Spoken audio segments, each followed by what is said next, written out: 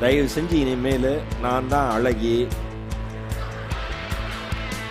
என் புருஷன் என்னை பார்க்க வந்தான், மயில் வளர்த்தேன், இந்த மாதிரி மனநிலை பாதிக்கப்பட்ட மாதிரி பேசாத. நீ சொன்ன ஜோக்குக்கு அவங்க சிரிக்கல, நீயே ஜோக்குன்னு நினைச்சு சிரிச்சிருக்காங்க. என்னென்ன அநியாயம், என்னால உட்கார முடியல அங்க. சின்னத்திரை நயன்தாரா வீட்டுக்குள்ள வந்தோன்னு பயந்தாரான்னு, என்னென்ன அநியாயம் பண்ண பேச்சல.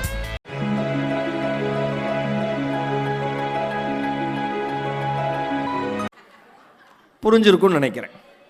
சில வீட்டில் தண்ணி கொண்டு வான்னு கூட சாதாரணமாக ஆம்பளைக்கு கேட்க தெரியாது. தண்ணி கொண்டு வா, சமைச்சியா, என்ன பண்ற, இப்படியே இருக்கும். ஒரு அக்கா அனுபவிச்சு சிரிக்கிறாங்க. அவர்கள் வீட்டில் வளர்கிற பிராணி அவர்களுக்கு ஞாபகம் வருகிறது. அப்ப குழந்தைங்களும் அப்படிதான் இருக்கும். அதனால குழந்தைங்கள தவறே சொல்லக்கூடாது. அக்கா எவ்வளவு அழகா பேசுனாங்க, நிஷா அக்கா, எனக்கு பிடிச்ச ஒரு அன்பு சகோதரி. சார் புத்தக திருவிழாவில் பேசுறேன் சார், அருணாச்சலம் கூப்பிட்டுருக்காரு சார், பப்பாசி கூப்பிட்டுருக்காங்க, மாவட்ட நிர்வாகம் கூப்பிட்டுருக்காங்க சார், சார் புத்தக திருவிழானா பயம் சார், இப்படிலாம் அக்கா சொல்லிட்டு இருந்த அக்கா ஒரு 50 நிமிஷம் கிட்டத்தட்ட 1 மணி நேரம், இந்த கைதட்டு பத்துமா அக்காவுக்கு?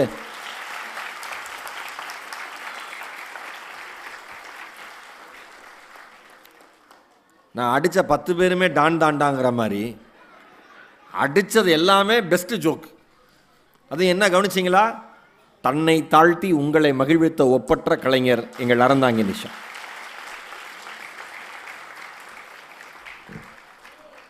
உன்னை மதிக்கிறேங்க்கா, தயவு செஞ்சு இனிமேல் நான் தான் அழகி, என் புருஷன் என்னை பார்க்க வந்தான், மயில் வளர்த்தேன், இந்த மாதிரி மனநிலை பாதிக்கப்பட்ட மாதிரி பேசாத. நீ சொன்ன ஜோக்குக்கு அவங்க சிரிக்கல, நீயே ஜோக்குன்னு நினைச்சு சிரிச்சிருக்காங்க. என்னென்ன அநியாயம், என்னால உட்கார முடியல அங்க. சின்னத்திரை நயன்தாரா வீட்டுக்குள்ள வந்தோன்னு பயந்தாரான்னு, என்னென்ன அநியாயம் பண்ண பேச்செல்லாம். மிகச்சிறந்த பேச்சாளர், அருமையா ரசிக்கிறீங்க. அப்படிதான் இருக்கணும், அப்படி ரசிக்கணுங்க. ஒரு பேச்சை காதுகளால் உள்வாங்கி, மனதால் நினைத்து, எண்ணங்களால் உருவகப்படுத்தி, முகத்தால் அதை வெளிப்படுத்தி, கைகளால் கைத்தட்டி ஆரவாரம் செய்கிற பொழுதுதான் ஒரு பேச்சு திருவிழாவாக மாறுகிறது. அதை செய்திருக்கிறது திருவள்ளூர் ரசிகர்கள். இன்னொரு அன்பான வேண்டுகோள், என்னை எல்லாரும் கேட்பாங்க, படித்து எவ்வளோ நேரம் சார் படிப்பீங்க, எதெல்லாம் சார் படிப்பீங்க, எப்படி சார் படிப்பீங்க? நான் ஒன்று சொல்லவா? இங்கே இருக்கிற அத்தனை பேருக்கு சொல்கிறேன், இது வரைக்கும் நான் படித்ததே இல்லை சார். வாழ்க்கையில் ஸ்கூலுக்கு அப்புறம் காலேஜுக்கு அப்புறம் நான் படித்ததே கிடையாது. ஒரு 2 பக்கம் கூட படிக்க மாட்டேன் சார். நான் எப்படி சார் படிக்க துவங்கணும் அப்படின்னு கேட்டீங்கன்னா நான் சொல்கிறேன், உங்களால் எவ்வளவு முடியுமோ அவ்வளவு படிக்க துவங்குங்க. ஒரு நாளைக்கு 2 வரியாக இருக்கலாம், அல்லது ஒரு நாளைக்கு 1 பக்கமாக இருக்கலாம், அல்லது ஒரு நாளைக்கு அதிகபட்சம் 2 பக்கமாக இருக்கலாம். ஆனால் தினமும் படிக்க வேண்டும் என்கிற எண்ணத்தோடு ஒரு புத்தகத்தை எடுத்து வாசிக்க துவங்குங்கள். வாசிப்பு என்ன தெரியுமா செய்யும்? முதல் வரியில் நின்றிருந்த உங்களை 2வது வரிக்கு அழைத்து செல்லும். 2வது வரியில் நின்றிருந்த உங்களை 20வது வரிக்கு அழைத்து செல்லும். 20வது வரியில் நின்றிருந்த உங்களை 200வது பக்கத்திற்கு அழைத்து செல்லும். 200 பக்கத்தையும் படிக்கிற படிப்பாளியாக நீங்கள் இருந்தால் இந்த உலகத்தில் குறைந்தபட்சம் 2000 புத்தகங்களையாவது உங்களை வாசிப்பு படிக்க வைக்கும். படிங்க. படிச்சாதான் நம்ம யாருன்னே நமக்கு தெரியும். இங்க இருக்கிற அத்தனை பேருக்கும் சொல்றேன், நான் போன புத்தக திருவிழாவிலேயே சொன்னேன், ஒரு மசால் தோசை சாப்பிட்டா 100 ரூபா. கரெக்டா? உண்மையா சார்? குடும்பத்தோட படத்துக்கு போனா குடும்பம் சந்தோஷமா இருக்கு, கூட்டு போறது ஹார்ட் அட்டாக் வந்துருது.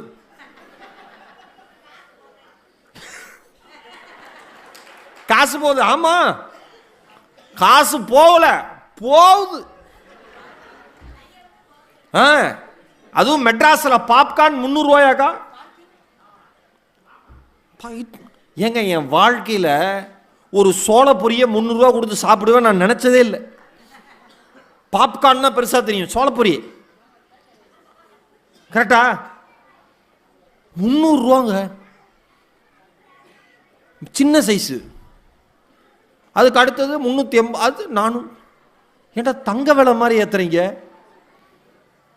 அதுவும் நம்ம அடிக்கடி சொல்லுவோம் பாருங்க, நம்ம குழந்தைங்களுக்கு வீட்டில் இருந்தால் பசிச்சே தொலையாது.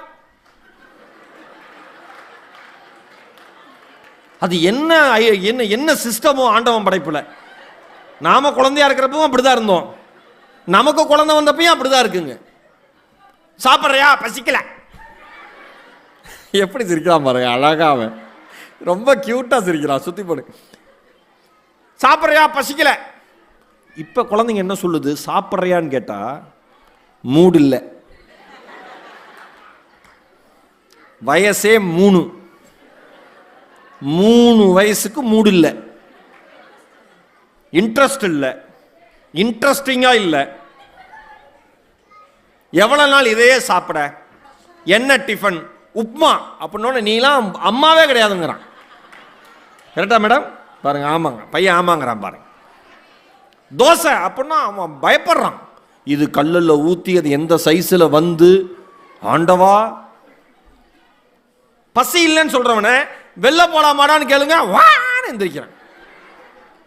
அக்கா சொல்லாங்களே ஏன் அப்படி கத்துறீங்க? உடனே ரெடி போலாம். எங்க போலாம்? பக்கெட் சிக்கன் சாப்பிடலாம். உள்ள குடும்பமா உட்காந்து தின்னுட்டு வெளில வராங்க. பசியே பசிக்காது, வெளில போனா அப்படி பசிக்குது குழந்தைங்களுக்கு. அது என்ன சிஸ்டம்னு தெரியல. கண்ணா பின்னான்னு வேற சாப்பிட்றான், சம்பந்தமே இருக்காது. ஒருவேளை உணவிற்கு நீங்கள் செலவு செய்கிற பணத்தை வாழ்க்கை முழுவதும் தேவைப்படுகிற நல்ல உணர்வுக்கு, படிப்புக்கு செலவு செய்வது ஒருபோதும் செலவே அல்ல, அது முதலீடு என்று நம்புங்கள். இங்கே உட்காந்துருக்கிற அத்தனை பேருக்கு வேண்டுகோள், ஒரு புத்தக திருவிழா நம்ம மாவட்டத்தில் நடக்குது அப்படின்னா, யாராவது வருடம் முழுக்க சேமித்து நான் புத்தகங்கள் வாங்குவேன் அப்படி யாராவது இருக்கீங்களா?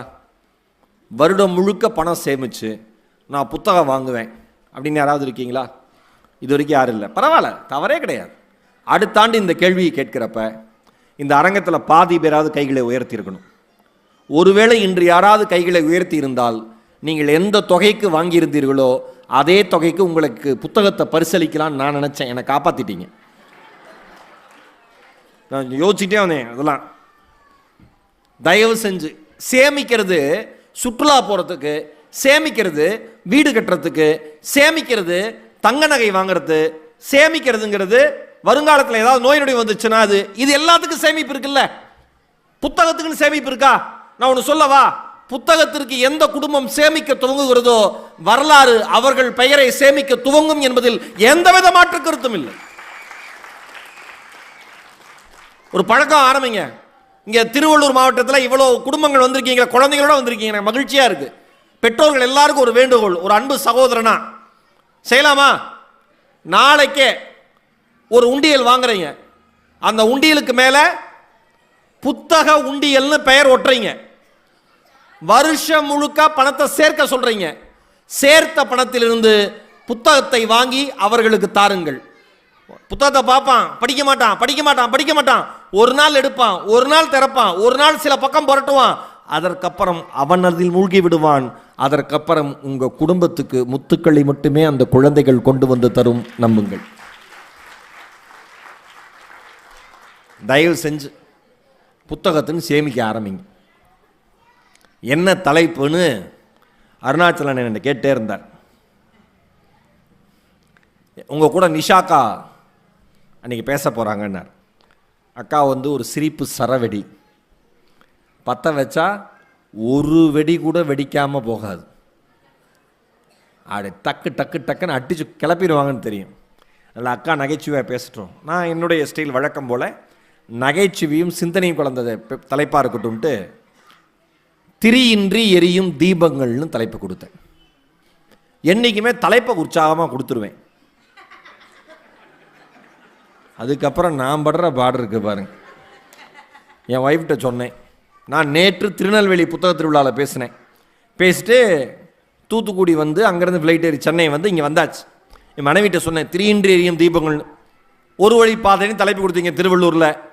அப்பையும் இதே தான் புலம்புனீங்க, இப்பையும் இதே தான் புலம்புறீங்க, ஆனால் நல்லா பேசிடுவீங்க அப்படின்னு ஒரு ஆசீர்வாதம் பண்ணி என் மனைவி எனக்கு அமிச்சான். ஆசீர்வாதம் தான், தப்பே கிடையாது. எவ்வளவு நாள் வந்து மனைவி கணவன்கிட்ட ஆசீர்வாதம் வாங்குறது, சில நாட்கள் கணவன் மனைவிட்ட ஆசீர்வாதம் வாங்கலாமே, தப்பு கிடையாது. நான் ஆசீர்வாதம் நம்ம என்ன நினச்சிக்கிறோம், வயசானவங்க பண்ணுறது ஆசீர்வாதம் நினச்சிக்கிறோம். கிடையாது. மனதிருப்பவர்கள் வாழ்த்துவதன் பெயர் தான் ஆசீர்வாதமே, இல்லையா? என்னம்மா, வயது தேவை கிடையாது, வாழ்த்துக்கு வயசே தேவையில்லை. அதே மாதிரி திட்டுறதுக்கு வயசு தேவையில்லை, எவனை வேணா திட்டுறான். அப்படி ஆயிடுச்சு. திரியின்றி எரியும் தீபங்கள். ஏன்? ரொம்ப மெனக்கட்டு வாழ்கிற வாழ்க்கை சில பேர் இது. ஆனால் தான் வாழ்கிற வாழ்க்கையின் மூலமாக இந்த உலகத்திற்கே வெளிச்சத்தை கொடுத்து விட்டு போன பல பேர் இந்த மண்ணில் இருக்காங்க. இதெல்லாம் எப்படி தெரியும் அப்படின்னா, படித்ததுனால தெரியும், வேற ஒன்றுமே இல்லை, படிப்பு தான் எல்லாமே. மது மஞ்சரின்னு ஒரு பொண்ணு, திண்டுக்கல்ல சின்னாளப்பட்டியில் பிறந்த ஒரு பெண். அப்பா நெசவாளர், அக்கா அண்ணன் இந்த புள்ள 3 பேர். இந்த மதுமஞ்சரியோட அப்பா நெசவாளர்னாலும் அவருக்கு கட்டடக்கலையின் மேல மிகப்பெரிய ஆர்வம். நிறைய பிளான், டிராயிங் பிளான்லாம், வீட்டுக்கான பிளான்லாம் போட்டு கொடுப்பாராம். அதை பார்த்து வளர்ந்த அந்த பொண்ணு கட்டடக்கலையே எடுத்து படிச்சது கோயம்புத்தூரில். சூப்பராக படிச்சது, நல்ல மார்க் வாங்குச்சு, பெரிய கம்பெனியில் வேலை கிடைச்சது, 5 இலக்க சம்பளம். அப்படின்னா எவ்வளோ? லட்சம் கிட்ட வச்சுக்கலாம், 5 லட்சம். இப்போ அந்த பிள்ளை வேலையிலே இருந்தால் வச்சு சம்பாதிச்சிருக்கும், அதுக்கு மேலேயே சம்பாதிச்சிருக்கும். அவ்வளோ திறமையான பிள்ளை. நம்மால் லட்சம்னு சொல்ல ஆசையாக இருக்கும், எத்தனை முட்டைன்னு கேளுங்க தெரியாது, அது தெரியாது. கேட்டேன், எதுக்குங்க நமக்கு சம்பாதிக்காத எல்லாம் சொல்லுவோம் ஒரு தத்துவத்தை, பணத்தை வச்சு என்னங்க செய்ய போகிறோம் அப்படின்னு. சம்பாதிச்சவெல்லாம் பணத்தை வச்சு தான் எல்லாம் செய்யணுமா, அது விட்டுருங்க, அது ஒரு தனி சப்ஜெக்ட்.